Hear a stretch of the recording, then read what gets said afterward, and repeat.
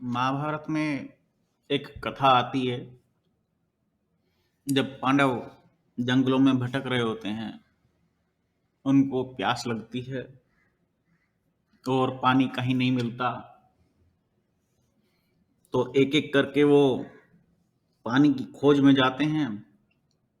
सबसे पहले नकुल जाता है, फिर सहदेव जाता है, और इस तरह से करते करते सबसे लास्ट में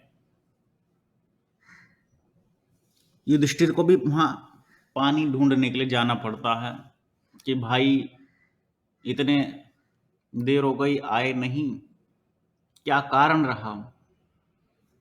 तो वो पहुंचते हैं एक सरोवर पर, एक तालाब पर पहुंचते हैं।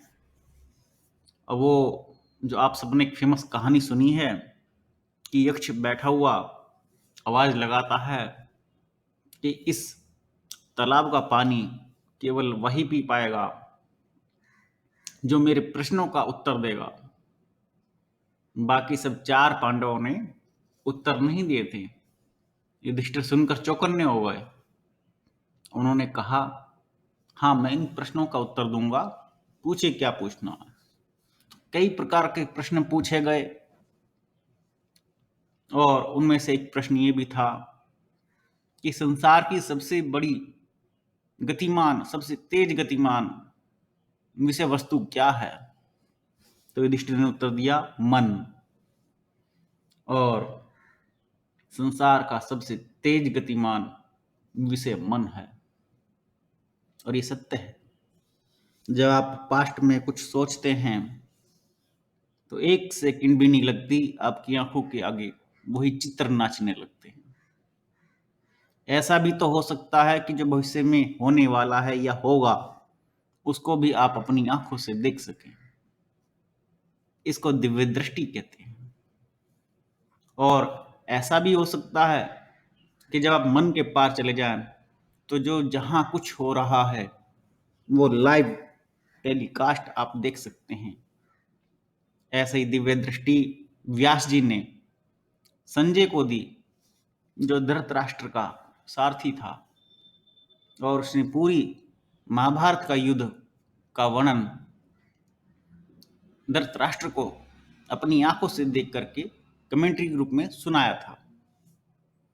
और मन की इस बात से मुझे ध्यान आता है कि जब मन के पार चले जाते हैं, जब ध्यान में आज्ञा चक्र पर पहुंचते हैं, उससे ऊपर के दो चक्र छिपा दिए गए हैं, क्योंकि आज्ञा चक्र के बाद सुनने में सिर्फ सीधे क्राउन चक्र, सहस्रार चक्र का वर्णन आता है, ब्रह्मरंध्र का वर्णन आता है।